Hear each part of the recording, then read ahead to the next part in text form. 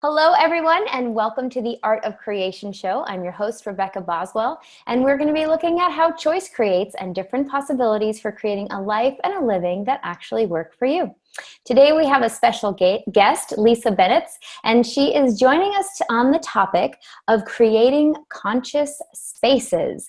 So Lisa is a space whisperer. She's also a certified facilitator of access consciousness, working and playing with energies of all kinds. So Lisa, welcome to the show today. We're so happy to have you. Thank you, Rebecca. I'm excited to be here. Thank you for inviting me. Yes, absolutely. It's a pleasure. We met last year in Rome, and I've been watching a lot of what you've been creating and the space that you be, as well as the spaces that you create. And so what fun can we have today in inviting people to begin looking at the conscious aspects of the spaces that they're creating and that they're playing in.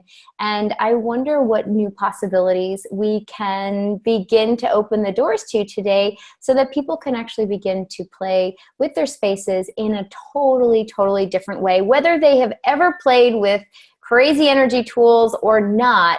I wonder what more fun we can have with the spaces that we're in and that we're creating. So can we just start with conscious spaces? So what is it actually to be conscious with our space, and how can we create a more conscious space?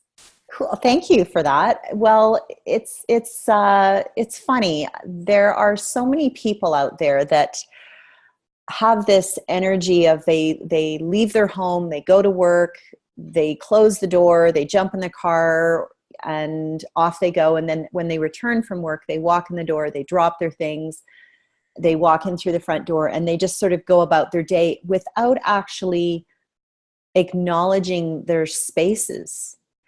And so we become this autopilot system where you become not really aware of your spaces unless something starts to go wrong.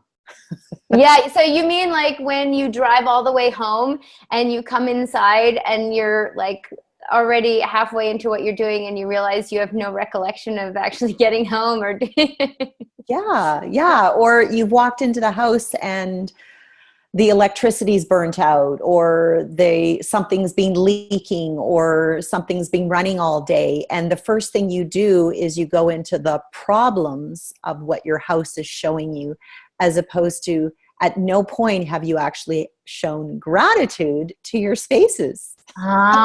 So it's not even just not being present in the space that you're in, it's also not being present with the space and recognizing maybe what it's requiring of you. Yeah, because our spaces are talking to us every day. And most people, when they move, they buy a place, they hang up their artwork, they place their furniture, and it's sort of the energy of, okay, we're good to go. And then they can get on with all the other things in their lives. And they just sort of have the energy of everything's the same. Yeah. And yet everything else in their life is changing, and they're not acknowledging that actually our spaces are asking to be changed at the same rate that we're moving and changing as well. Cool. So would you say that our spaces, our external spaces that we create in some ways are a reflection of our internal space or of the space of who we're being? Or it almost sounds like you're talking about there being a little bit of a lag where maybe you're out creating your life and you're actually forgetting and almost like leaving your physical space behind and not keeping it current. So which happens a lot with not only when we're out creating our lives, but we forget sometimes to include our bodies in our creations.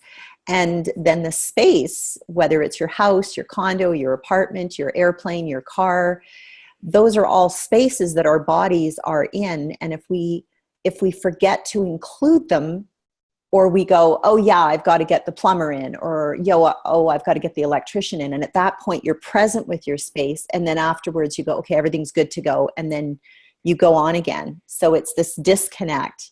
And so, yes, it is a reflection of of what's going on with you, and you might not yet acknowledge the stuff that isn't connecting, that you're disconnected from, whether it's relationships or health or money or all of the above. There's a disconnect with your space. There's also a disconnect with something for you. So what are some ways that if we have a disconnect between ourselves and what we're being and our spaces, how can we start becoming more present with and creating more of a connection? Brilliant question. Okay, so a couple of things that I suggest for people is most people have an iPhone or a camera on their phone, and I get them to go outside of their home and take a photograph. And then throughout their home, just start taking photographs of their spaces, and then actually blow them up, like so that they're obnoxiously in your face. It's not a little picture. It's so to the point that you can see details. And it's not to judge. It's actually to sort of go, here's a space that I haven't actually done anything with for 3 years. And here's a space that is constantly moving and shifting. It might be the living room.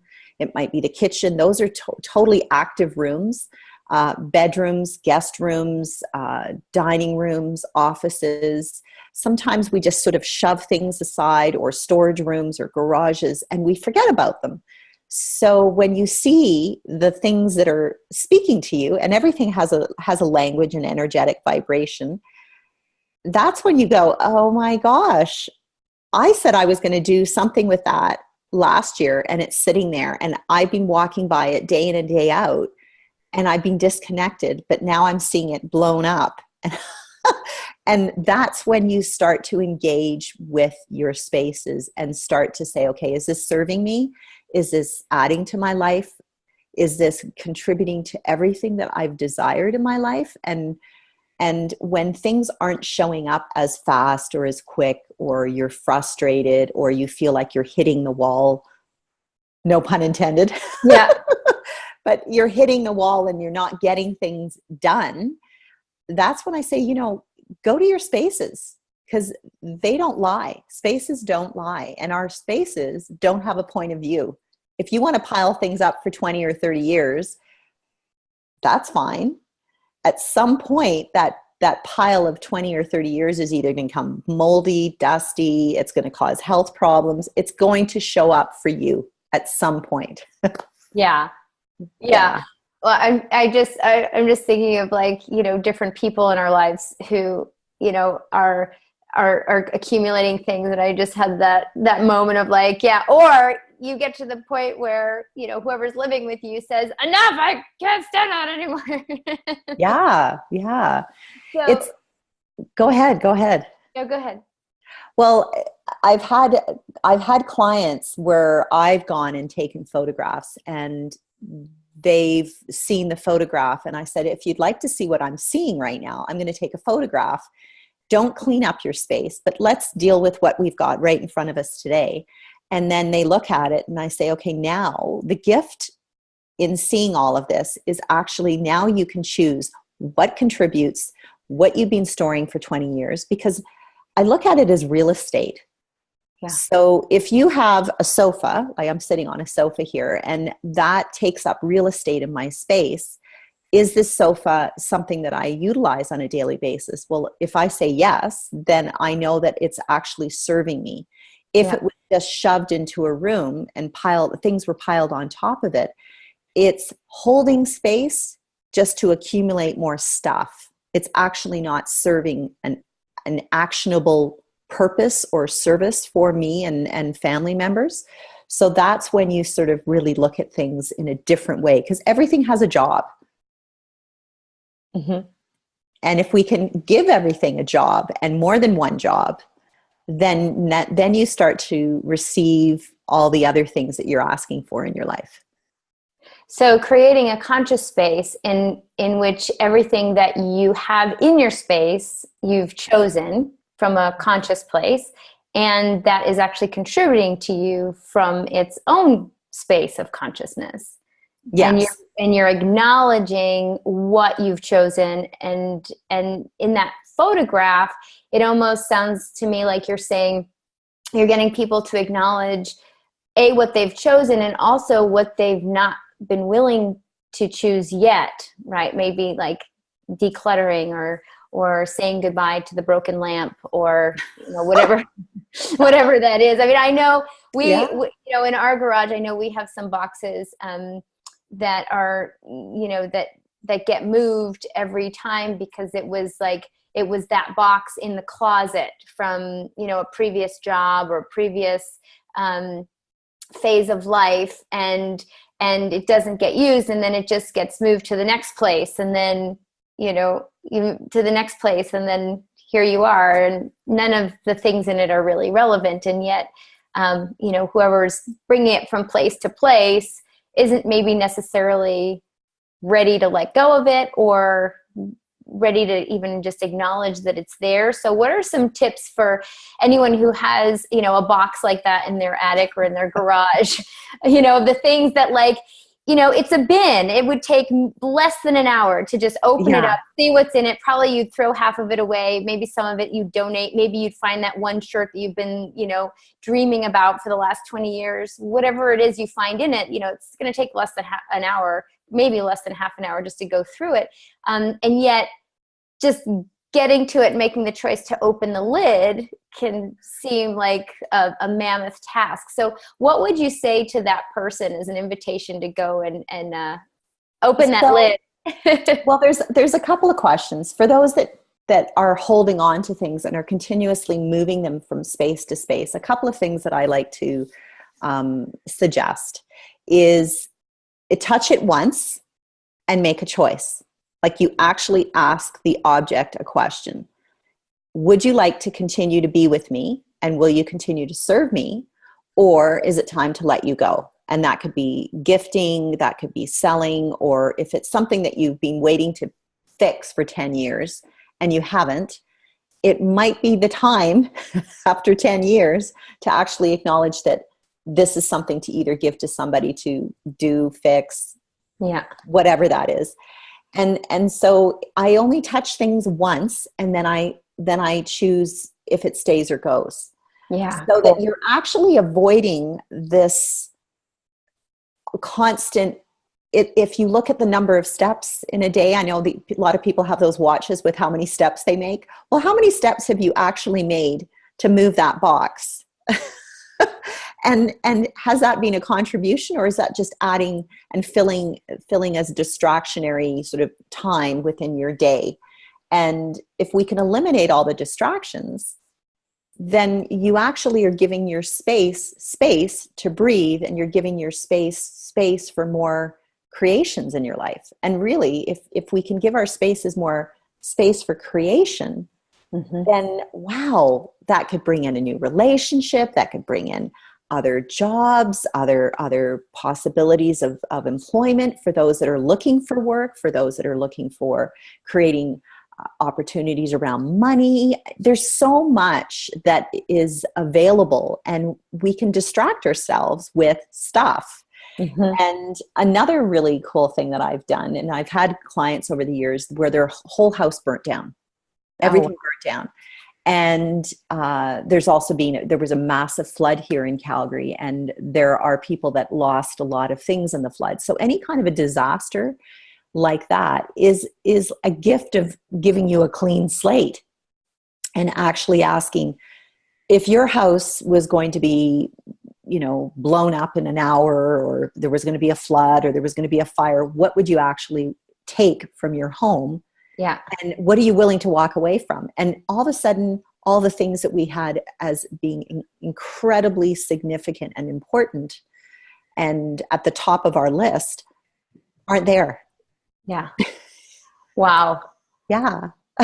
I love that exercise. And even just playing with the spaces of, like, you were saying about, you never know what can show up when you actually clear not only the physical thing that is requiring energy to be moved back and forth, but also, just by energetically moving that out of taking up your space, the space of what you're being. Like, I remember reading years ago, a woman wanted to have a relationship with someone. And so the author of the book was saying, well, you know, you sleep in the middle of the bed, your closets are jam-packed with clothes you never wear. You know, both sinks in your bathroom are strewn with cosmetics and different things. And, you know, there's actually no space for someone. So you say you want to, you know, you say you want another person to be in your life, and yet there's no space. And so, of course, what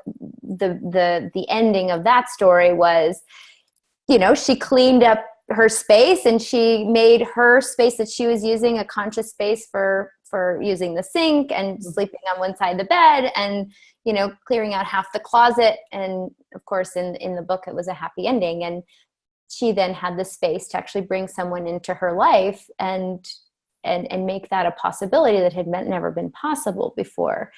Yeah. So and something that I can add to that, because that's something, bedrooms are always really fun to play with. cool.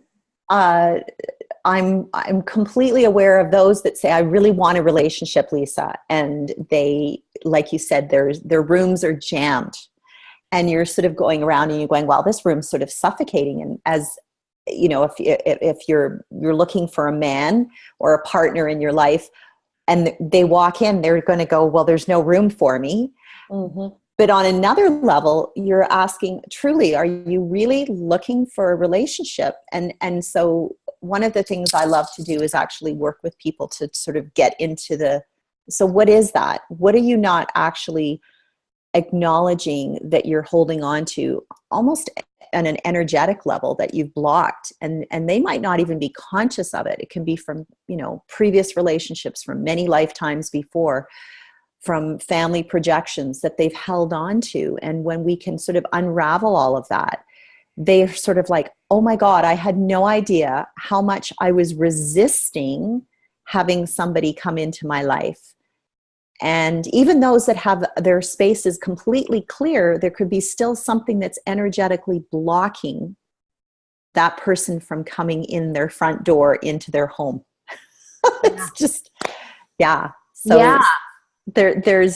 It's with spaces, for me, I look at it as sort of like an X-ray into really what's going on with their life.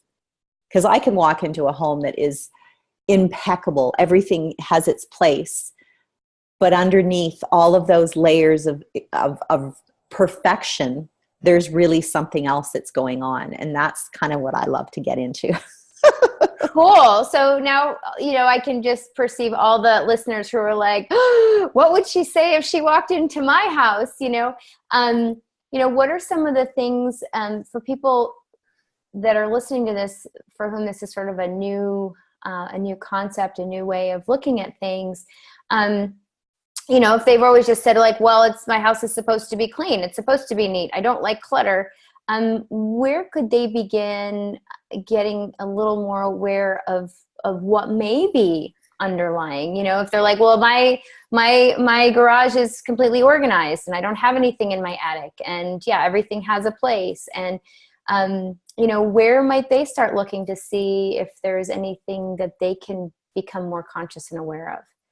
Well, okay. So again, I'll just refer to a client of mine whose house was absolutely perfect, and she had little children, and every time their toys were out, she was micromanaging their playtime and telling them where to be creative, where to play, and it was very she was tense. She was really tense, and an intense woman who was sort of always a little on edge. And if things weren't put away by a certain time before dinner, and the kids were, you know, they got paint on the walls or something that just destroyed her perfection image, it wasn't until we started to have this conversation about, well, are you willing to acknowledge that your children are completely different than you, and that you actually have some really creative kids? And so where in your home are you willing to just let it go? Like actually have a room, if they got paint on their hands, that they could make hand painted marks. And if they got paint on the carpet, like literally gift them a room somewhere in their house where they could just be. And it wasn't about tidying up and cleaning up. And that was really, really tough for her. She was like, I don't think I can do that. And I said, well, as long as you're resisting, then your children and you are going to continue to butt heads, and it's not going to be a happy household, and you're still going to have challenges with your relationship with your husband, who was trying to be Switzerland. He was trying to be the peacemaker between the kids and the wife. And every time he came home from work, he never really knew what he was coming home to. Yeah. So once she acknowledged that that was actually going on, and she really did want to improve her relationship and all these other things, it was like, oh my God, Lisa, my kids have a play space. They can be, and they were interested in their own way to organize and tidy up their toys that worked for them. Because everybody has a different style of what we perceive as being organized or how we find things. And so it was really fun to see her acknowledge that she was really resisting it. And then if she really wanted to create more ease for her whole family and enjoy her family and not fight with her husband, and when he came home, it was sort of like, oh my God, all of a sudden her life just went, and if she wanted to have a space for herself that was completely perfect, she could go and read a book and be in her space. Yeah. So actually creating so much more ease for everyone, because there wasn't that underlying tension that was sort of permeating everything. And I get that. Like, I've been in spaces before where you walk in and it looks a certain way, and yet there's also just something that is like a little, and you wonder, oh, what is that? You don't know when you go and visit, can I put my glass on this table, or where's the coaster? Should I put my glass on? Maybe it'll make a mark on the table. And you sort of hold your glass and everybody's sitting up really straight, and nobody's actually really relaxing. Yeah. Well, it's funny. I mean, you're talking about this, and there are parts of it where I'm like, that is so me. Just in terms of like having, there are things where I really enjoy having things that have a place, and like where the space is just like, I get to, like, I'm the plant that gets to be in this corner, and look at all the space I have. And I'm the, thing that gets to be over here, and look at me. And, and every time I dust it, it's like, oh, thank you so much. Thank you. And at the same time, I also do get where, I mean, of course I have 2 kids as well. So, I mean, I get, there's always, I always kind of picture it as like a time-lapse video where, like, if you were to just have this bird's eye video of our, especially our main living space, like you see everything like exploding and coming back together, and exploding and coming back together, and getting put away, and all exploding out again and coming up, right? And so there are always these different states of explosion and then coming back together, and explosion and coming back together. So usually when I go to bed, it's all put back together again, because when I wake up in the morning, it's just, I love to be the first one to walk in the room and be like, hello everyone, how is it? What are we going to have today? What's this going to be like? But also having different times of the day when, there's going to be chaos, and there's going to be things, but you still have the things that have their place. And then you have just the other things that just travel in and out of the space. And, as long as, like, for me, I'm like, sure, bring it all down. And then when we're done, bring it all back to wherever it came from. Yeah. And it's, the gift of that, Rebecca, is that you're actually acknowledging that your space is a breathing entity. Yeah. Because what creates that energetic sort of love affair with a room is that when people have that invitation to want to be in a space, and everybody wants to be in that one space, so it becomes the accumulation spot of their toys or their books or whatever's going on, and their friends come over and everybody wants to stay, and you're like the Kool-Aid mom. Well, would you just acknowledge that that's what you've created in that beautiful space? Yeah. This is what I love about the term living room. It is a living room. It's not a stagnant room. It's a living room. It's not a dead room. It's a living room. And so with a living room, there's going to be different seasons coming in, winter, you know, the summer, the spring, and with that, muddy footprints and pets and leaves dropping off of plants. And so that's the constant movement and breathing of a room. If we look in Mother Nature, you look at right now in Canada, our trees, the leaves have all fallen off. And so it's waiting for spring and all the little buds to come up and the nests and the birds. And so that's what constantly is going on outside. So how wonderful to have that in your own home. Yeah. Yeah. It's funny. And you're talking about that. And I get, like, we have a space on the second floor where there's a table for crafting and, you know, making and doing. In our last house, we actually had a room like you were describing, which was awesome. It had a concrete floor and windows and cabinets with all the art stuff, all the craft stuff, all the everything. And there was hot glue gun everywhere. There was paint everywhere. I mean, I don't think you could find an inch of floor that didn't have glitter on it. You know, I mean, it was amazing. And I also get that not everybody has a space where they can do that and close the door on it. So we have a space upstairs now where we've sort of recreated that. And yet what's interesting is everyone still wants to just be downstairs, right? Even though it's just right there, and there's even a cutout so you can even see them kind of. But like, you know, they want to be where all the people are. So I really get that where when you have a space, it's like, you know, the space that is actually intentional and, you know, kind of curated in some way. I mean, not just by me, but by myself with the space. It's like they get the sense that that's where they want to be. Even if they want to make a mess in it, they still want to be in it, knowing that it's a space that it has been created consciously, and that is, you know, everything in it is contributing. I mean, there's really nothing that, you know, a while ago I went through my whole house and really asked everything, like, okay, so, you know, what are you contributing to the life and living that brings me ease and joy? And, you know, what you said before, you know, is it time to go to move on?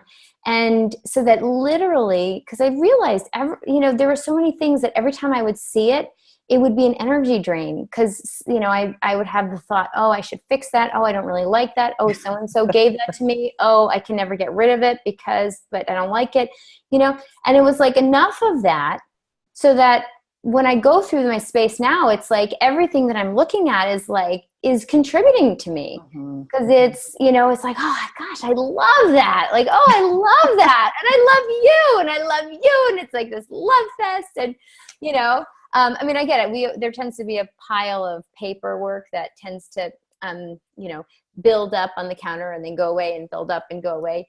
But aside from that, everything is pretty much like, you know, it's there just saying, look, I'm so happy to be here. Yeah. And the one thing that with kids, as they get older, they start to remove themselves from that need of really being in the core where all the action is. They start to become their own little beings and realize that they like their quiet time, or they like whatever that is. And so just for those that might be listening that have little kids, ask them what they would like to have in their spaces, because that's really, a lot of parents forget to ask their kids. They just assume that they go to the store, they buy the bedding, they buy the decorations, they determine that their room should be clowns or ballerinas or you know, sports, because that's what they liked when they were kids. And so they sort of predetermined what their kids should have and how their bed should be. And so when they start to include kids into the creation of their playrooms and their bedrooms, that's when you start to really see the uniqueness of the kids, because they truly are completely different from you, completely different from your husband. And then it's like, okay, so now what is that? What can we gift them that's going to create the room that would actually have them sleep well and play and all of those things, and invite their friends to their space. Yeah. We just having moved here at the beginning of the school year, my daughter is in 5th grade. And so it was this whole question of like, okay, so, what color would you like? And, what would it be like to be in this space? And, how do you envision, being in this space? And, that, do we want a desk? Or a bed, or she ended up going with a loft bed so she could have a futon underneath. And, and it was neat to kind of go through all that. And I'm just wondering, as a parent, it comes up for me, and I'm wondering for anybody else who's watching too, you were talking about inviting them to co-create the space. So create the space with the space, and then also whatever part as a parent you're contributing. And then there's that age-old thing of clean up your room. Your room's a mess, So when we're having this conversation, I get that there's also an honoring of the space that they're creating. And you were talking about how not everybody organizes their things the same way. And organizing may not even look like organized to some people, right? So what would you suggest for parents who are looking at how to, keep the room clean and safe? Motivate. And at the same time, empower the children to, to sort of be the creators of that space. Well, I'm a big believer in having kids choose, and it's really, when you're I'm not sure what age your kids are. What age are we talking about right now? So 5th grader who's 11 and a 2nd grader who is 8. Okay, cool. So littler kids that are getting to a place now where they're going to begin doing more of their own stuff. Yeah. Yeah. So it's really asking the kids if they are. So there's different styles of putting things away. So little kids, the hangers in the closet, if you can have the rail at a lower height, drawers or bins or baskets are great because they're visual. A lot of kids require the visual, like where are my socks, and if they have little baskets and you can create those baskets in the closet. So it's really fun and quick and easy, and they're not so concerned about the folding as they are about visually seeing their favorite outfit. Yeah. And then as they get older and they start to acknowledge, the first day of school clothing, that was always a big thing for my kids, their outfits and everything, the new shoes, the new backpack, the new whatever. And so, you can create lockers at your entranceway where, again, it's all at their height. You want to speak to the height that the kids are at. And then as they get older, when they start to say, well, I don't have this and I don't have that, then include them in on the laundry, include them in on getting them involved in the whole, what's involved in taking care of an item of clothing. That actually kind of wakes them up. And I remember there was a time when my son was looking for clean underwear. And I just went, don't know. I'm sure it's somewhere in your room on the floor.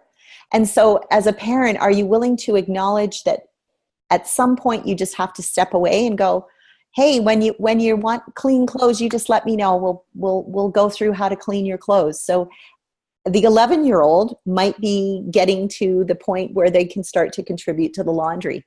Uh-huh. And so if we become the people that do everything for our kids, you're actually disempowering them to choose what works for them. So start to see each of them as individuals, what's going to work for their style of putting things away.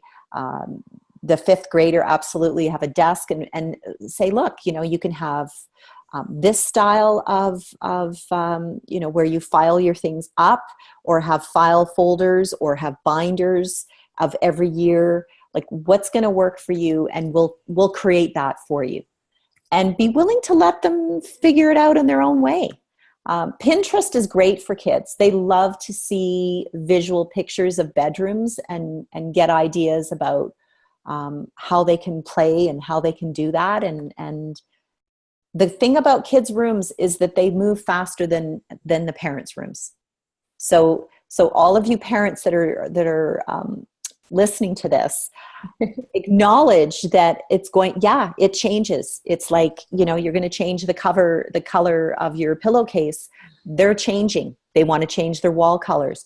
Let them change their wall colors. Like that is sort of the least expensive thing you could look at, and you got to go with it, because you're gifting them that creative flow, which transfers into their school, into their marks, into their relationships. If you set their room up and it's like that for 5 years, you're already limiting their creative capacities. Yeah. And you're giving them also this sense of, it's like they get to, what you're creating consciously with other parts of the house, you're giving them their own playground to begin experimenting with how to create consciously with their space.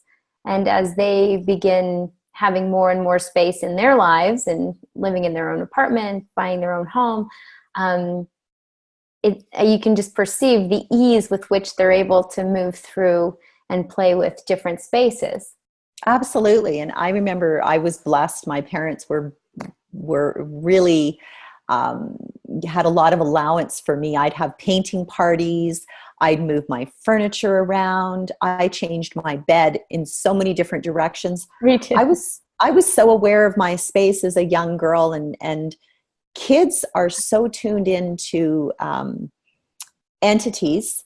And so for all those kids that have secret friends, acknowledge them, acknowledge that they do have secret friends, that they do have people that they talk to that are connecting with them, that have moved over, and they are closer to the people that have moved over or passed away or died or whatever that is, however you want to term it. They are so much closer to that. So when they say, oh, by the way, I was having a conversation with, or this happened, please encourage it. Don't shut it down. Just encourage it, and they can have a diary. There's a million ways for them to draw it out, express it. But that is something, if you can gift your kids the gift of acknowledging those that are really there always, and have that communication, because the people that have moved over are more than happy to contribute to their life and your life. And yeah, cool. Yeah. And anybody who's watching this, if you are interested in the topic of entities, we actually did do an episode 2 weeks ago with Allison Cox, and she is a Talk to the Entities certified facilitator and plays a lot in that energy and space as well. So, so I encourage you guys to go and find that episode too. And in that episode, she was saying that, entities can be what you might call a disembodied spirit, like a person without a body. But also even, that desk and, the pieces of furniture, those also being entities that you can play with and everything contribute to you. Yeah, everything. My family, we had an antique shop. It was over 35 years. And prior to that, as kids, we would refinish furniture. And so everything, I've had entities since I was little, always in my life. And I never was made wrong for having conversations with spaces, with furniture, with people. People continue. They come to me. Spaces come to me. Usually it's the space that connects with me first, and then the person finds me. And they'll go, oh, there's something about you. I'd like to talk to you. And then eventually it comes down to, it was their space that was having a conversation with me, or something within their space. And just recently I had a lady who I kept getting woken up in the middle of the night, and I had this taste of smoke and the smell of smoke. And it was about 4 nights in a row, and I said, okay, somebody is going to have a fire in their house. And it was a really strong scent, and I knew that I had to connect with someone. So I just sort of said, okay, well, let me know who. And that day I was connecting with someone through Skype, and I went, "Oh my gosh, it's you." And she goes, "What?" And I said, "Okay, you need to check your fireplace." She goes, "Funnily enough, my mom's been having problems with her fireplace." And it was where her daughter was spending a lot of time. And so it was a space that was connected to her. And they did have a little bit of what I call a creosote fire.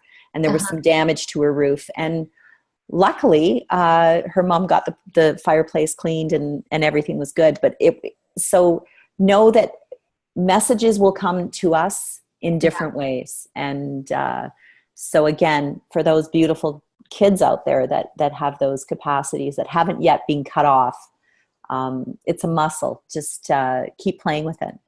It's nothing to be scared of. It's amazing. I'll go to an antique shop, and it'll be what they consider the ugliest, most broken down thing. And I'll walk in and I'll just go, okay. And I have this whole sort of download of information that comes off of this particular piece. And, you can buy it and clean it up, and it's like magic. Wow. Yeah. So that's exciting to be able to, because furniture are really just portable spaces that that you can bring from one larger space to another. So wow, we just went across the board back. That is just so awesome. Thank you so much. I have so many more questions, and I totally get that there are way more questions out there by those who are watching. So Lisa, how can people find you if they would like to have a session with you? A lot of what you're talking about, it sort of overlaps with what we would think of as a personal organizer, and yet you're really taking it to a whole nother level of not just pitch it, donate it. No, gosh. Keep it. You're really looking beyond even just coaching people around the stuff, but you're really looking at such a larger picture of what's going on there, not only with you, but also the stuff itself, and then the greater whole. So, yes. So anyone who's thinking of getting a personal organizer, they've now discovered that this is a whole other ball of wax that is now available to them as well. So how can they find you?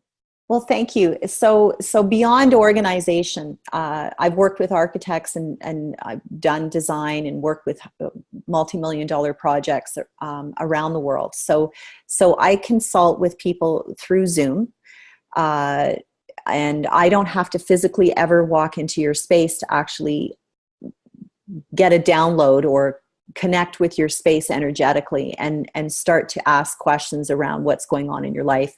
And through that, we can change things for you. And it's you as the individual that's willing to make the changes, because I can give you lots of different tools and different ways of opening up your spaces.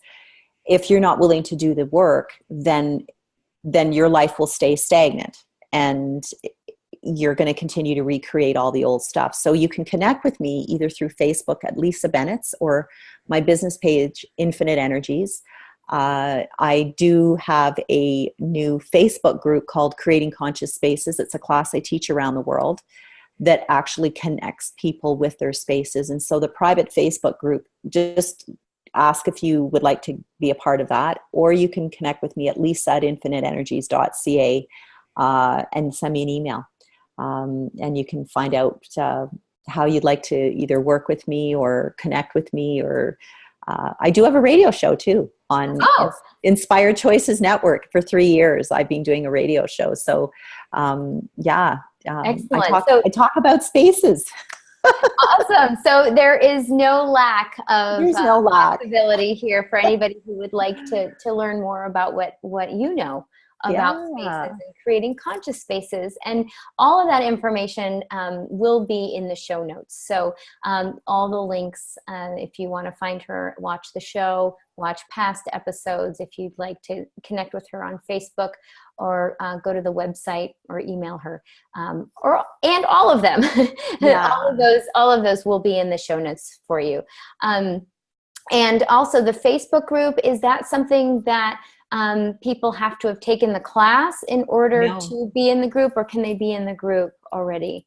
They just have to have a space that they're willing to play with. Awesome. Okay, Yeah. cool. So if you Yeah. have a body, you have some sort of a space. It may be constantly changing, but you're always somewhere, right? Exactly. Cool. All right, awesome. Well, Lisa, this has been an amazing conversation. Thank you so much. I get that this is opening up a lot of different possibilities for people to begin talking with their spaces, listening to their spaces, and also getting a sense of what information is there that could also create change in what they're choosing and how they're choosing it. So for all of you who are watching, if you enjoyed this episode, please subscribe to the YouTube channel. Please like the page, The Art of Creation Show on Facebook. And as always, let us know if there are any topics, any comments, any questions that you have that you'd like to share. And yeah, how much more fun can we have? And what would you like to know more about? And what else is possible beyond that? So Lisa, thank you so much for I'm so coming grateful. today. And everyone else, we'll see you next week. Bye-bye. Take care. Bye. Okay. Let's see.